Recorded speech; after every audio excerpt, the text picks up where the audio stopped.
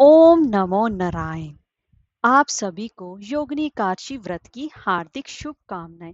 एकादशी के पावन अवसर पर सुनिए योगिनी एकादशी की व्रत कथा। तो चलिए वीडियो शुरू करते हैं। एक बुढ़िया माई ने एक बार एकादशी का व्रत रखा। बहुत ही भाव भक्ति से पूजा अर्चना की। उन्हें वृद्धावस्था में क्या बाधा थी, वह तो अपने पुत्र पोत्रों की सुख सुविधा के लिए व्रत रखने लगी थी। वे दिन भर तो कठोर मन करके अपनी प्यास को रोके रही। दिन में पूजा पाठ किया, कथा सुनी और पंडित जी को मिट्टी के पात्र में भरकर पानी और ऋतु फल दान में दिए। डोना भर भर के भूरा शक्कर भी दान किया। उन्हें गर्मी के कारण बहुत ज्यादा बेचैनी हो रही थी। इस कारण से बड़ी देर तक पानी में पड़ी रही और पानी का ही कुल्ला करती रही और मुंह धोती रही। तब कहीं थोड़ा बहुत धैर्य बच पाया। धूप तो बहुत तेज पड़ी रही थी, इस कारण बार बार मुंह सूख भी रहा था। बूढ़ी माँ बहुत बेचैन हो रही थी। एक तो बुढ़ापा, दूसरा भयंकर गर्मी। वृद्धावस्था की स्थिति तो कुछ दूसरी ही प्रकार की होती है। जैसे जैसे रो धोकर तो दिन कट पाया, अब पहाड़ सी रात सामने थी। उसका कटना बड़ा ही कठिन दिखाई दे रहा था। खटिया पर पड़े पड़े शांति नहीं मिल रही थी। वे बार बार करवट बदल रही थी। अनेक बार वे बाहर जाती और भीतर आती, उन्हें घर के अंदर शांति नहीं थी। वे पड़ी पड़ी एकादशी माता का स्मरण करती रही। बुढ़िया माई कहती रही कि हे माता जी, आप मेरी लाज रखिएगा। आप ही मुझे शक्ति दीजिएगा जिससे कि मैं भली भांति आपका व्रत कर सकूं और ये पहाड़ सी रात शांति पूर्वक व्यतीत हो सके। प्यास के कारण बूढ़ी माँ की बेचैनी तो बढ़ी ही रही थी। उन्होंने धैर्य रखने का बहुत प्रयास किया, किंतु सहनशीलता की सीमा टूट गई और वे घबराकर एकदम चिल्ला पड़ी कि बचाओ बचाओ। अम्मा का चिल्लाना सुनकर परिवार भर के नर नारी, बच्चे और पड़ोसी एकत्रित होकर बूढ़ी अम्मा की खटिया के समीप पहुंच गए। सबने पूछा कि अम्मा जी, आपको क्या हुआ? आप क्यों चिल्ला रही हैं?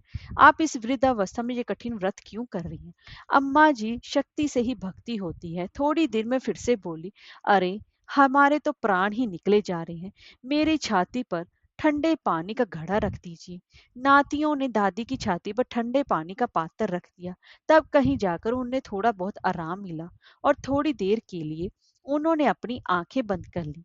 एकादशी माता ने सोचा कि ये बूढ़ी अम्मा है तो बहुत कठोर, जरा जाकर उनकी परीक्षा लेना चाहिए।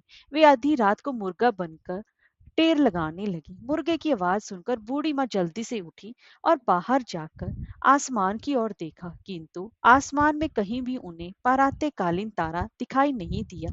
वे सोचने लगी कि ये मुर्गा क्यों और कैसे बोल गया। उन्हें प्यास तो लग ही रही थी। थोड़ा बहुत उनका मन भी विचलित होने लगा था, किंतु अंत में उन्होंने दृढ़ निश्चय किया कि मैं अब व्रत को पूर्ण करके ही छोड़ूंगी, चाहे भले ही मेरे प्राण निकल जाएं। यही सोचकर फिर से वो खटिया पर आराम से लेट गई। थोड़ी ही देर में काशी माता ने उनकी फिर से परीक्षा लेनी चाहिए। एक छोटी सी बालिका एक गिलास में शरबत लेकर उनके सिरहाने खड़ी होगी और जोर से बोली कि दादी जी, सवेरा हो गया, आप हाथ मुंह धोकर शरबत पी लीजिए। पहले तो शरबत का गिलास देकर उसका मन ललचाने लगा, किंतु अचानक व्रत का स्मरण हो आया और उन्होंने सोचा कि मैं किसी भी प्रकार से अभी शरबत नहीं पी सकती हूँ, और वे शांति पूर्वक अपनी खटिया पर लेट गए। फिर थोड़ी देर में उन्हें ऐसा लगा कि जैसे किसी ने उन्हें पानी के कुएं पटक दिया हो। वे बड़ी देर तक उस कुएं में हाथ पांव चलाती रही, किंतु उन्होंने अपने मुंह में पानी की एक बूंद भी नहीं जाने दी और वे दृढ़ता पूर्वक अपने व्रत का पालन करती रही। थोड़े ही देर में ना जाने कहां से सामने आग जलने लगी, जिससे कि भारी गर्मी बढ़ने लगी। प्यास के कारण प्राण निकलने लगे, किंतु बूढ़ी अम्मा का कुछ भी नहीं बिगाड़ पाया। वो जहां की तहां मुस्कुराती हुई बैठी रही। थोड़ी ही देर में बाहर प्रकाश दिखाई देने लगा। ऐसा लगा कि जैसे सवेरा हो गया हो। बूढ़ी अम्मा ने जब बाहर निकलकर देखा तो समझ गई कि अभी सवेरा होने में तो 3-4 घंटे की देरी है। यह जानकर वह शांति पूर्वक इधर उधर घूमने फिरने लगी। एकादशी माता ये बात अच्छी तरह से समझ गई कि ये बूढ़ी अम्मा किसी भी प्रकार से अपने व्रत से नहीं टल सकती है, तो वे उनके सत्य व्रत को अच्छी तरह से समझ गई। सवेरे होते ही बूढ़ी माता ने स्नान किया, भगवान का पूजन पाठ किया, एकादशी माता की कथा सुनी, ब्राह्मणों को दक्षिणा देकर भोजन करा। तब उन्होंने उनको भोजन कराया, तब कहीं उन्होंने जल ग्रहण किया। कन्याओं को भोजन कराने के बाद अम्मा ने स्वयं भोजन किया। उस श्रेष्ठ व्रत के प्रभाव से बूढ़ी अम्मा की आयु में वृद्धि होगी। उनका घर परिवार हरा भरा हो गया। घर में अब उनके कोई भी अभाव नहीं रहा। वे हर तरह के सुख साधनों से संपन्न प्रसन्न हो गए। नाती नातिन से उनका घर भर गया और वे उसी दिन से 12 महीने की एकादशी का व्रत करने लगे। एकादशी माता की व्रत के प्रताप से इस संसार में हर प्रकार के सुख भोग कर अंत में बैकुंठ धाम को चलेगी। जैसे एकादशी माता ने बूढ़ी माता और उनके परिवार को हरा भरा किया, ऐसे एकादशी माता सभी भक्तों की मनोकामना को पूर्ण करना। बोलिए एकादशी माता की जय हो। अब मैं आपको भगवान श्री हरि विष्णु जी की एक सच्ची कहानी श्रवण करवा रही हूँ। कनौज में एक ब्राह्मण रहता था। उसका नाम अजामिल था। वह अजामिल बड़ा ही शास्त्रज्ञ था। शील, सुदाचार और सद्गुणों का तो वह खजाना ही था। ब्रह्मचारी, जितेंद्रिय, सत्यनिष्ठ और पवित्र भी था। इसने गुरु, संत, महात्माओं सबकी सेवा की थी। एक बार अपने पिता के आदेश अनुसार वन में गया और वहां से फल फूल समिधा तथा कुछ लेकर घर के लिए लौटा। लौटते समय इसने देखा कि एक व्यक्ति मदिरा पीकर किसी वेश्या के साथ विहार कर रहा है। वेश्या भी शराब पीकर मतवाली हो रही है। अजामिल ने पाप किया नहीं, केवल आंखों से देखा और काम के वश हो गया। अजामिल ने अपने मन को रोकने की बहुत कोशिश की, लेकिन नाकाम रहा। अब यही मन उसी वेश्या का चिंतन करने लगा और अपने धर्म से विमुख हो गया। अजामिल सुंदर सुंदर वस्त्र, आभूषण आदि वस्तुएं जिनसे वे प्रसन्न होती लेकर आता, यहाँ तक कि इसने अपने पिता की सारी संपत्ति देकर भी उसी उल्टा को रिझाया। यह ब्राह्मण उसी प्रकार की चेष्टा करता है जिससे कि वह वेश्या प्रसन्न हो। इस वेश्या के चक्कर में इसने अपने कुलीन, नवयुवती और विवाहिता पत्नी तक का परित्याग कर दिया और उस वेश्या के साथ रहने लगा। इसने बहुत दिनों तक वेश्या के मल समान अपवित्र अन्न से अपना जीवन व्यतीत किया और अपना सारा जीवन ही पाप में ही कर लिया। यह कुबुद्धि न्याय से अन्याय से जैसे भी जहां कहीं भी धन मिलता वहीं से उठा लाता और उस वेश्या के बड़े कुटुंब का पालन करने में ही यह व्यस्त रहता। चोरी से, जुए से और धोखाधड़ी से अपने परिवार का पेट पालता था। एक बार कुछ संत इसके गांव में आए। गांव के बाहर संतों ने कुछ लोगों से पूछा कि भैया किसी ब्राह्मण का घर बताइए, हमें वहां पर रात गुजारनी है। इन लोगों ने संतों के साथ मजाक किया कि कहा, संतों हमारे गांव में तो एक ही श्रेष्ठ ब्राह्मण है जिसका नाम है अजामिल और इतना बड़ा भगवान का भक्त है कि गांव के अंदर नहीं रहता, गांव के बाहर ही रहता है। अब संत जन अजामिल के घर पहुंचे और दरवाजा खटखटाया। भक्त अजामिल दरवाजा खोलो। जैसे ही अजामिल ने आज दरवाजा खोला तो संतों के दर्शन करते ही मानो आज अपने पुराने अच्छे कर्म उसे याद आ गए। संतों ने कहा कि हे ब्राह्मण, रात बहुत हो गई है, आप हमारे लिए भोजन और सोने का प्रबंध कीजिए। अजामिल ने सुंदर भोजन तैयार करवाया और संतों को खिलाया।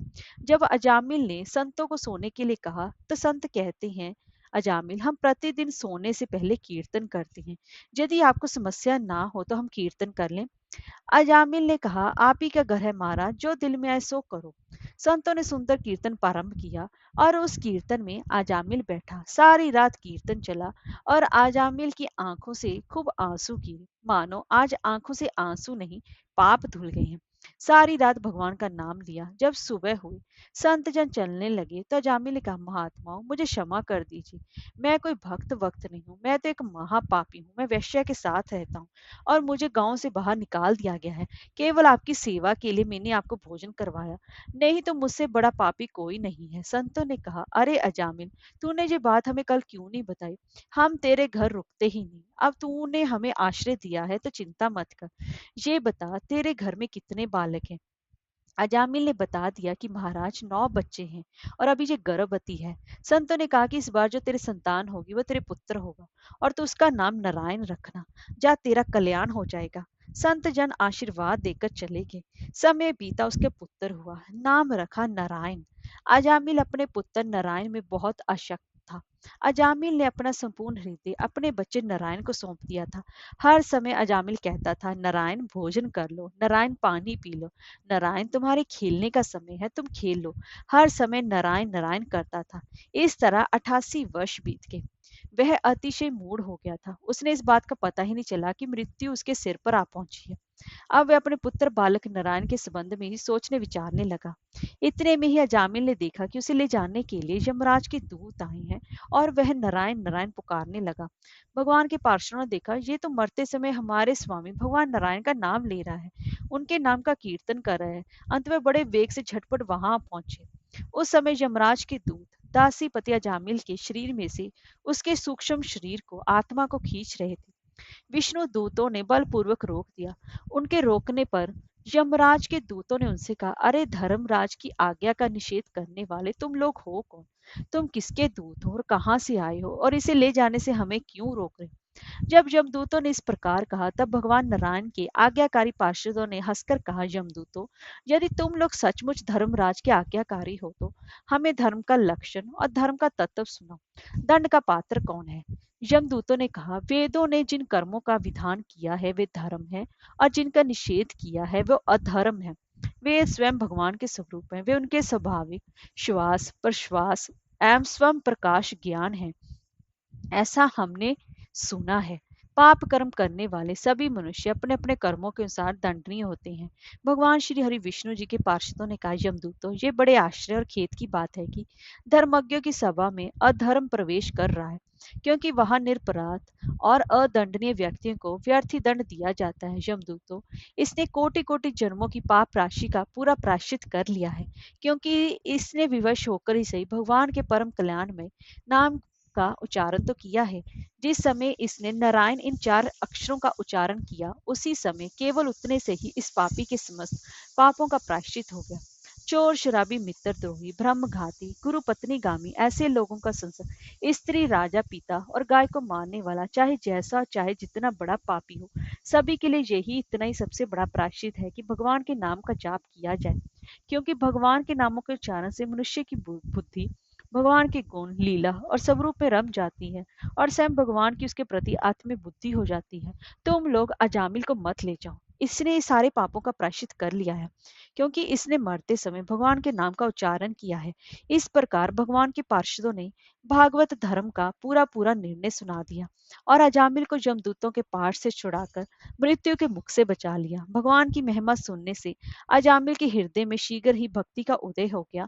अब वह अपने पापों को याद करके बड़ा ही पश्चाताप करने लगा। अजामिल मन ही मन सोचने लगा, अरे मैं कैसे इंद्रियों का दास हूँ।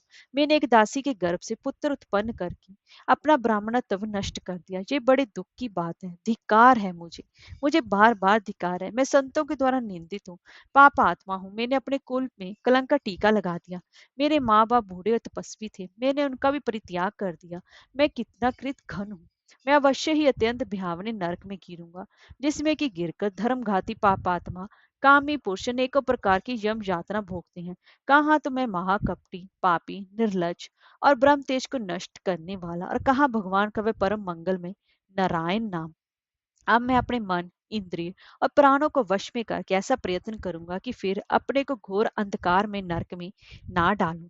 मैंने यमदूतों से डर के अपने पुत्र नारायण को पुकारा, और भगवान के पार्षद प्रकट हो गए। यदि मैं वास्तव में नारायण को पुकारता तो क्या आज श्री नारायण मेरे सामने प्रकट नहीं हो जाते? अब अजामिल के चित्त में संसार के प्रति तीव्र वैराग्य हो गया। वे सबसे संबंध और मोह को छोड़कर हरिद्वार चले गए। उस देव स्थान पर जाकर वे भगवान के मंदिर में आसन पर बैठ गए, और उन्होंने योग मार्ग का आश्रय लेकर अपनी सारी इंद्रियों को अन्य विषयों से हटाकर मन भगवान श्री हरि विष्णु में लीन कर लिया, और मन को बुद्धि में मिला दिया। इसके बाद आत्मचिंतन के द्वारा उन्होंने बुद्धि को विषयों से पृथक कर लिया था, और भगवान के धाम अनुभव स्वरूप ब्रह्म ब्रह्म में जोड़ दिया। इस प्रकार जब अजामिल की बुद्धि त्रिगुणमयी प्रकृति से ऊपर उठकर भगवान के स्वरूप में स्थित हो गए, तब उन्होंने देखा कि उनके सामने ही चारों पार्षद, जिन्हें उन्होंने पहले देखा था, खड़े हैं। अजामिल ने सिर झुकाकर उनका नमस्कार किया। उनका दर्शन पाने के बाद उन्होंने उस तीर्थ स्थान में गंगा के तट पर अपना शरीर त्याग दिया, और तत्काल ही भगवान के पार्षदों का स्वरूप प्राप्त कर लिया। अजामिल भगवान के पार्षदों के साथ स्वर्ण में विमान पर आरूढ़ होकर आकाश मार्ग से भगवान लक्ष्मीपति जी के निवास स्थान बैकुंठ को चले गए। हरे कृष्णा, राधे राधे।